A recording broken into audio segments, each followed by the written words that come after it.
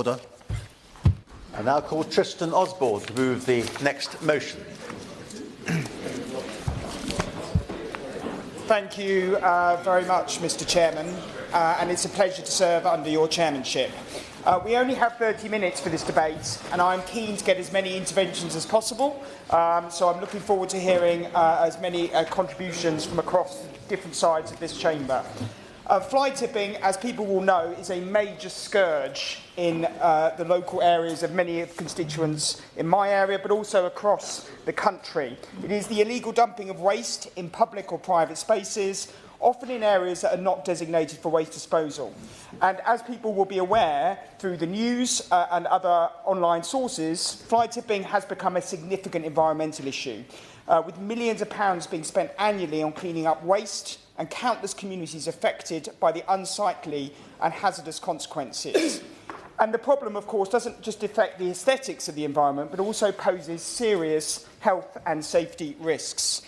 And in today's debate, I hope to explore the nature of fly tipping, its causes, its consequences, and also where we need further government action. And debates on this topic, of course, have been regular in this hall over the last number of years, including recently in September. And I acknowledge that all governments have struggled with this issue and solutions have been piecemeal and there have been successes and also concerns. And I welcome this week the announcement of respect orders and this government's focus on antisocial behaviour. And I'm hopeful that alongside those, this government will be focusing and challenging those who persistently fly tip in the future. Yes, absolutely, sir. For permission to do so beforehand, I thank him for it. One of the pressures is on councils everywhere. So does the honourable member, is he aware, first of all, the tightening of restrictions on general waste in order to meet recycling targets for councils? And they're more difficult, and some instances leading to greater examples of fly tipping. Would the member not agree that government must support local councils and streamline the process to fine and deal with this effectively in every postcode throughout the United Kingdom? Thank you very much.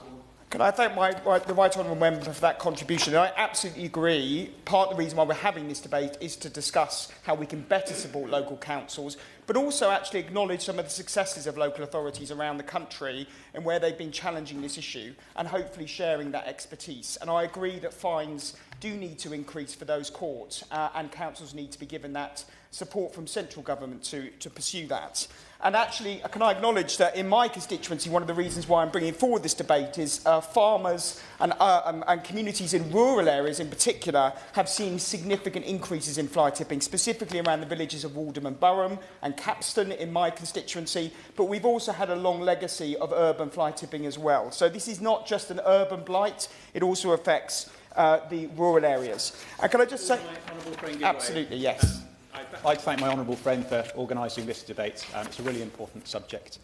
In my constituency of Hellsowen, Foxcote Lane is regularly used by fly tippers to dump fridges, building waste and all sorts of other detritus. We think this is appalling and absolutely awful, and I welcome the Home Secretary's move on respect orders to tackle some of these issues. Does my friend agree with me that it's absolutely right that the people that are involved in fly tipping should be asked to clean up their own waste? Can I thank that contribution from my right honourable friend? And I absolutely agree. And we see around the country community payback initiatives whereby individuals who commit the crime are then sanctioned to go and clear up the mess in either that location or in parks and other green spaces. And I think that restorative justice approach is absolutely a solution to this issue. And of course, this problem remains one of the biggest challenges for council enforcement departments. And the causes of this are multifaceted. Firstly, economic factors. As the Right Honourable Member mentioned across the aisle, one of the key reasons people are engaging in this behaviour is because of the expense of private waste management companies. And so people are trying to avoid disposal fees, and therefore fly tipping is a convenient alternative. Secondly, we have seen a reduction in waste disposal services, and in some areas councils have had to close household waste recycling services and or introduce charges. And then thirdly, a lack of enforcement. While enforcement numbers have been reduced in many council areas due to local government budget cuts and also the non-statutory nature of enforcement within councils. And in my view, there is a correlation between the enforcement potential, as in the reduction of staff, and the increase in fly tipping. Will the honourable friend give way? Absolutely, yes. Thank you very much, my honourable friend, for bringing this matter to Westminster's attention. It's something I've already raised on a number of occasions. I think the frequency of fly tipping in every location is going up, but in many cases the amount of prosecutions is staying static. In my local authority area, there were nearly 1,000 incidences of fly tipping, but only one prosecution last year. And I think we have to accept that much of this is carried out by organised criminals and not just people trying to dispose of their domestic waste because the tip is closed or too difficult for them to book an appointment. Do you think it's time that the government provides more support for local councils in order that they can increase their rate of prosecutions and deal with this problem once and for all, rather than leaving residents, farmers and others to clear up the mess? Thank you. Can I thank the contribution from my honourable friend? And I absolutely agree. In my local council in Medway, there were 7 prosecutions in 2022-23, which actually is extremely high, which shows the success in that area. But again, that is not the same across the country. And you're absolutely right. Environmental waste carrier licences absolutely need to be scrutinised. And where we do see illegal activity on a commercial level, the Environment Agency and others need the support to engage. And can I just say the statistic... Yes, absolutely. May I begin my congratulations, honourable friend, on securing this debate? This issue was brought into sharp focus in my constituency of Stafford following a high-profile case. A large pile of debris comprising furniture, rubble, wooden panels was disgracefully left in place for over a year. Local residents reported the issue attracted vermin, but it also posed health risks to nearby children in the schools. I'm concerned that fly tipping statistics, which are already very alarming, don't reflect the severity of fly tipping on private land, which can fall through the cracks and for some time despite best efforts of local authorities. I've raised this issue previously and was told that the Minister had concerns that the carrier, broker and dealer regime that the last government put in place is not fit for purpose. I was glad to hear the government is actively thinking of measures to tighten up controls, so I join my honourable friend in urging and thanking the government for their action they're taking in this space. Can I thank my honourable friend for that contribution? And actually, an element of this which is not mentioned is actually untidy land on private space. And in particular, that's very difficult for councils to enforce. And again, that is a non-statutory service. Some councils do enforce untidy land in the gardens and other private spaces, but many councils do not, because again, local government cuts and reductions in funding over the last 14 years. Of course, the statistical basis for fly tipping is quite complicated. Different governments over the last 14 years have measured it in different ways, but the general trend has been between 2010 and 2017, we did see a significant increase, according to BBC statistics, of around 40% in fly tipping across the country, and that has remained static in recent years. Now, of course, the ways of calculating these things do vary, so one of the questions I have of the Minister is whether we have a standardised approach now that is recording fly tipping incidences, and it is data-driven. Yes, absolutely. I thank the honourable member for giving way. Fly tipping in Greater Manchester is on the rise, costing local authorities over £6 million in 2022. Although this practice is frustrating for my constituents, it's often caused by lack of awareness of the implications of fly tipping and how to properly dispose of waste. So does the member agree that we must improve environmental education and recognise that we all have a responsibility and to safely and legally dispose of the waste?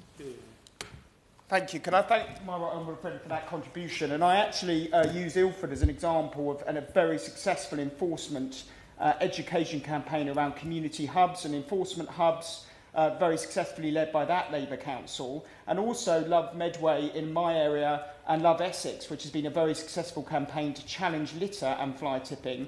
Absolutely, education is critical. As a former secondary school teacher myself, getting into schools early to raise awareness of the challenges of this is important, and I will cover that.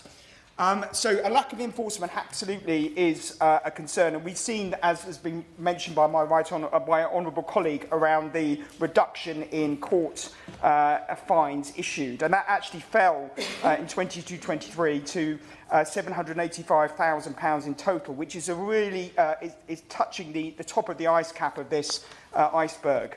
And the prior government, to be fair, though they're not opposite today, did act in this way. They increased fines from £400 to £1,000 under the antisocial behaviour plan. They did increase court fines by £526 and they did abolish local authority charges. So they were aware of the issue. Would my honourable friend give way? Absolutely. Thank you very much. I'd like to congratulate my honourable friend and near neighbour for securing this important debate. Fly tipping is clearly an issue that affects all parts of our country, rural and urban, and it certainly affects my residents in Dartford. In the second quarter of 2024, there were 476 fly tipping incidents, an increase in 21% on the first quarter, including in Leonard Avenue in Swanscombe, which has been the scene of no fewer than 26 incidents in the past 12 months. My honourable friend was talking about fines to be levied. In Dartford, we recently discovered that Dartford Borough Council has chosen not to levy the maximum £1,000 fines that they've been legally allowed to do since August 2023, unlike neighbouring councils in Gravesham and Medway. Would he join me in calling Dartford Borough Council to get serious on fly tipping and impose the maximum possible fines on perpetrators? Thank you very much, and I welcome that contribution from my honourable friend. And I absolutely agree, there is a postcode lottery in terms of how councils across the country are managing this issue. And I actually want to celebrate in some ways an example of Medway Council, my local authority, and some of the outstanding work that they've done. So, for instance, in Medway, we have introduced free bulky waste collection working with our contractor for residential waste, so that we can reduce mattresses and other residential waste being left on streets across the town. The Love Medway scheme, which followed the Love Essex programme, has raised awareness amongst the public. We have increased fines to the top level, and I think it's really important that councils do send that message, using government powers to increase that, and I think it's right that the honourable member challenges his council leader on this matter. We also work across boroughs. Local authorities are not islands unto themselves, and it is important that where we have cross-boundary issues, that Medway works with Gravesham, Swale and other local councils. And I note my colleague from Sittingbourne and Sheppey is sitting behind.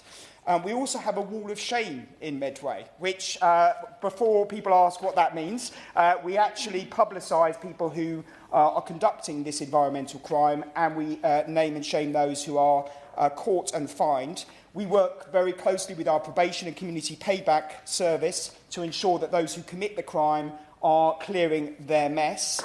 And we also have increasingly used CCTV technologies in hotspot locations to catch perpetrators. And I believe all of these schemes in Medway have resulted in successes in challenging this. But again, my honourable member colleague here states that this is not the same across all Kent areas.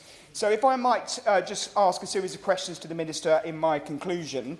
So of the new respect orders which the government are introducing are extremely welcome, and I endorse entirely the approach undertaken by the Home Office and others to curb antisocial behaviour, including nuisance biking and other persistent behaviours. Will the respect orders include those who are engaging in persistent environmental crimes, or will the Minister be looking at other types of enforcement approaches?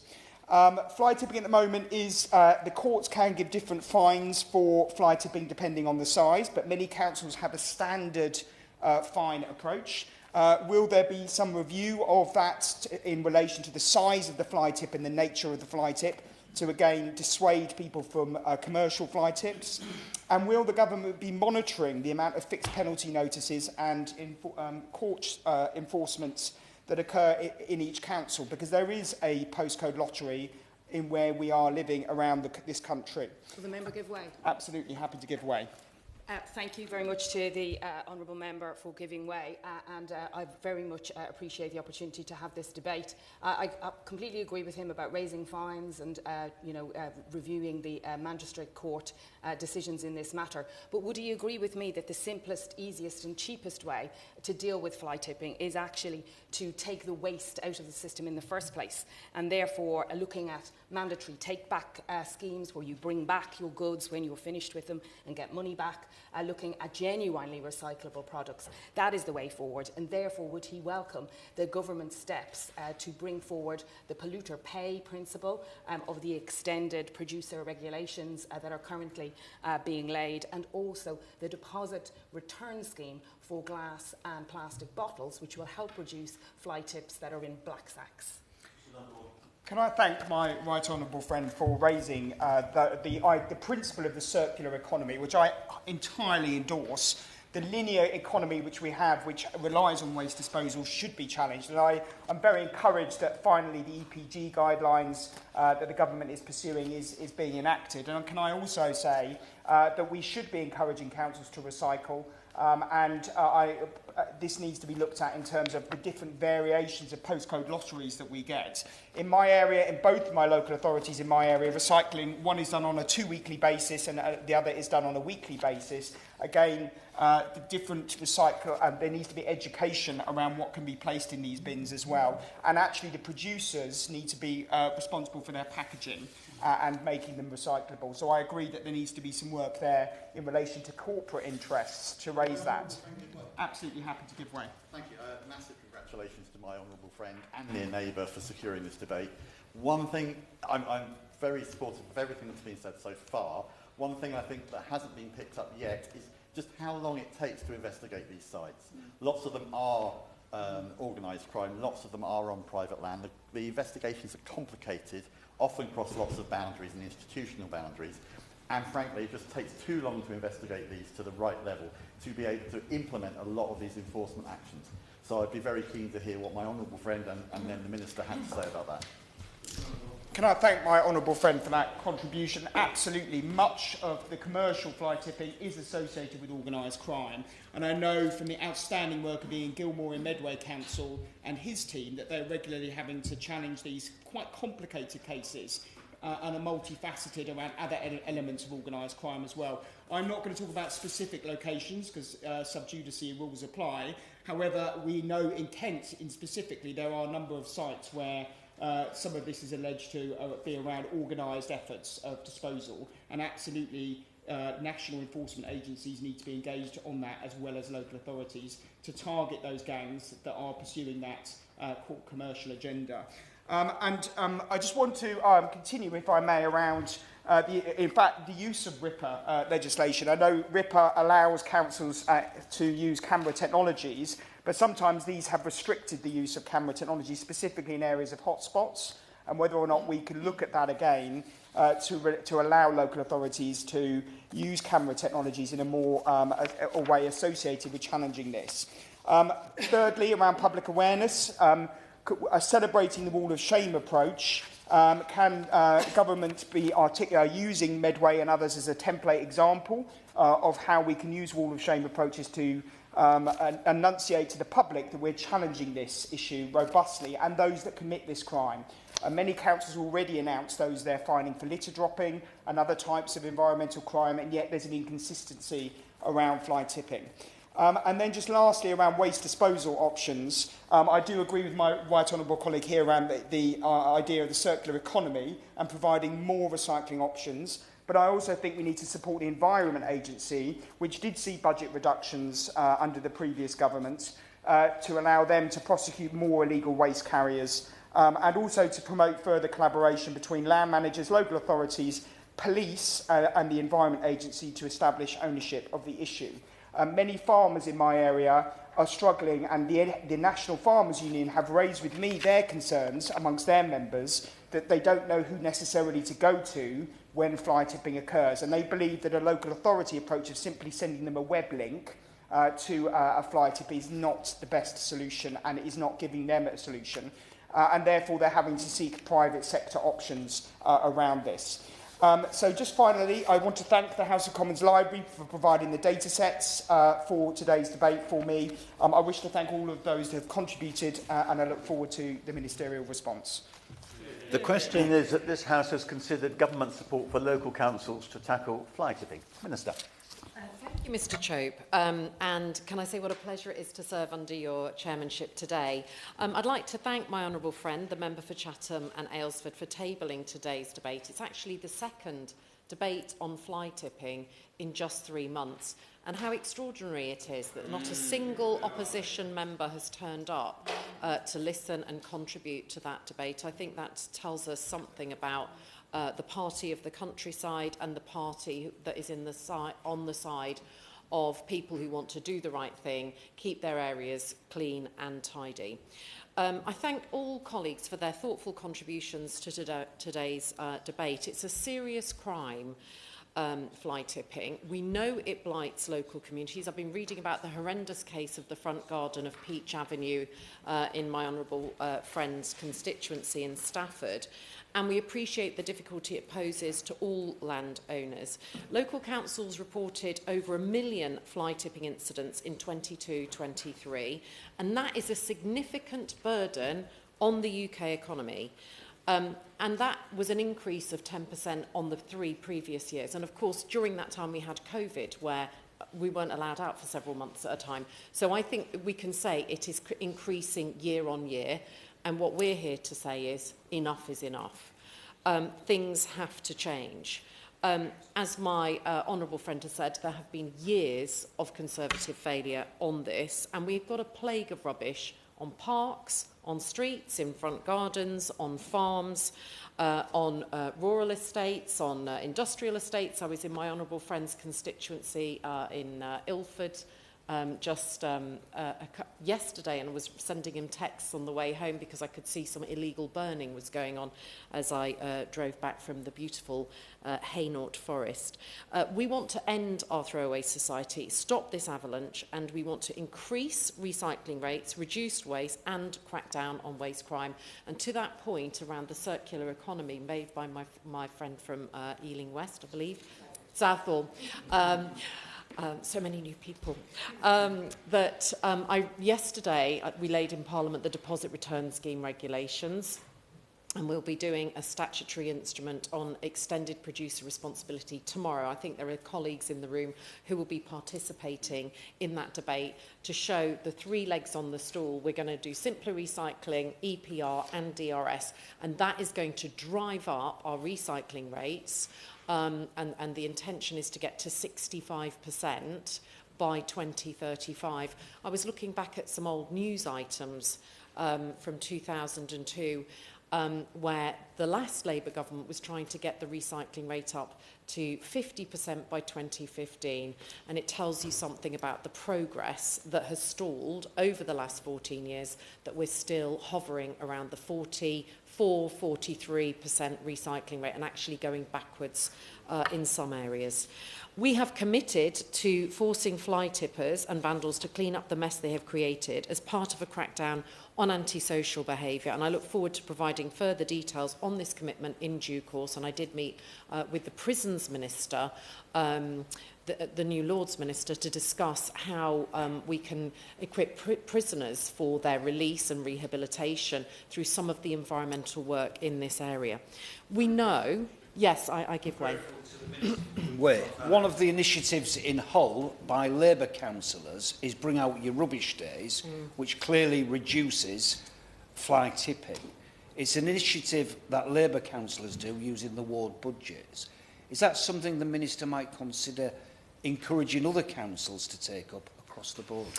Well, I think there's a really interesting sort of philosophical reflection here, isn't there? Because one person's rubbish is another person's treasure. I remember leaving a beautiful Italian leather bag outside my house. It had a hole in it, and it come to the end of its life with me. And I thought, you know what, I'm just going to put this on my doorstep and see what happens. And someone knocked my door, and she was like, you know, is that bag to go? And I was like, yeah. And she was like so pleased, and maybe she was going to take it away, maybe she was going to sew it. So I think there's a point, there's a tradition when I lived in Belgium of the braderie, where people put their stuff out, get rid of their granny's attic, get rid of different stuff.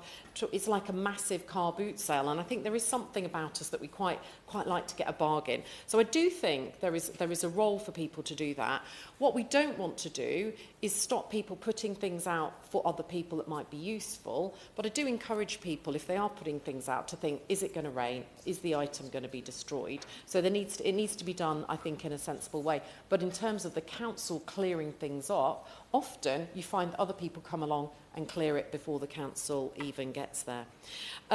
Councils do have enforcement powers to punish those who harm our communities and to deter other would-be offenders, and I do encourage them to make good use of these powers, which do include prosecutions, and I pay tribute to what happened with the prosecutions in my honourable friend's council.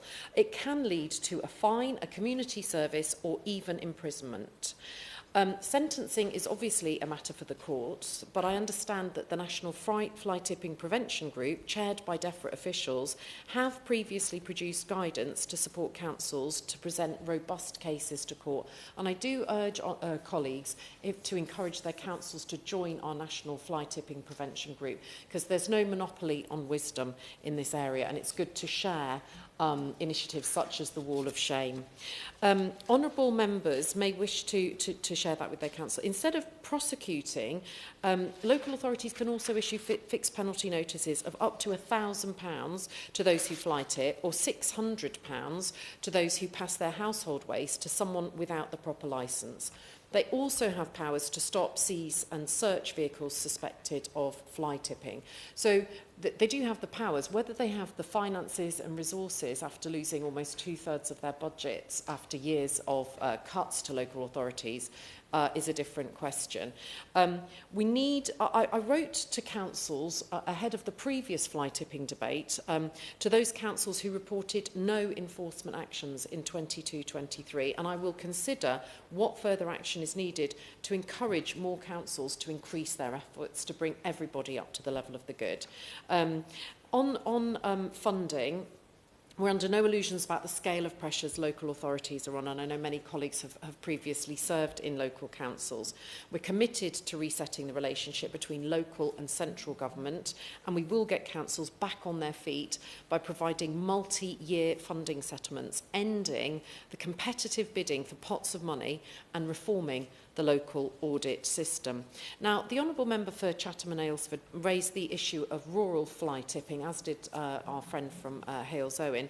80% of farmers have been affected by fly tipping on their land.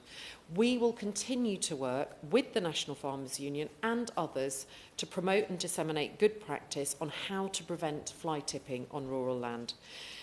The public have a vital role to play in tackling this. 60% of fly tips involve household waste. Householders must check the register of waste carriers to avoid giving their waste to rogue operators who promise quick, cheap waste collection. I will give way. I'm very grateful to the Minister for giving way, and she won't be surprised to see me in a debate on waste. And I thank my friend from Chatham for tabling it. I wonder if the Minister will join me in paying tribute to constituents of mine like Norma in Red Street, like Jane in Bradwell, for their commitment to safe and clean streets and their consistent reporting both to me and to the Council of fly tips that exist. And can I assure her of my complete commitment and support for her zero-tolerance approach to tackling fly tipping and waste crime in our communities?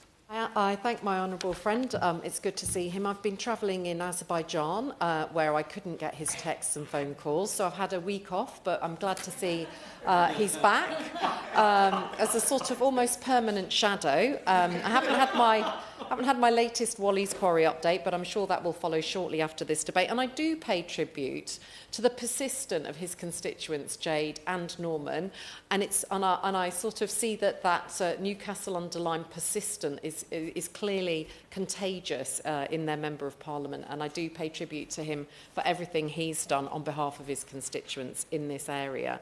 I think it's really important, actually, that we educate householders about their duty of care in this area. I'm considering reform of the waste carrier broker-dealer regime to make it easier to identify rogue operators, and I've met with the Chartered Institute for Waste and Environmental Management to talk about how we can put sort of qualifications around the licensing. So I'm very keen to do as much as we can in that area. Of course, whether you live in a countryside, town or city, Mr. Choate, you should walk through the community feeling proud of a clean environment, free of rubbish and litter. That is why we will work together with councils, with communities, with local authorities, and working together with regulators. We will force offenders to clean up their mess, put a stop to the waste criminals, and together keep our communities clean. Before we put the end of this debate, can I just remind the Minister and members of Erskine May, paragraph 1945, where it says, a half-hour adjournment debate is a personal debate between the member who has secured the debate and the Minister who is to reply. Interventions from the opposition front bench are not allowed. Opposition spokespersons may participate from the back benches as long as they don't relate to their portfolio. And it also says, equally, because the debate is personal to the member and the Minister, no reference should be made to the absence of other members, for example, an opposition front bench spokesperson. So references in this debate to the absence of anybody from the opposition front bench were out of order, and I apologise to everybody for not having raised that at the time.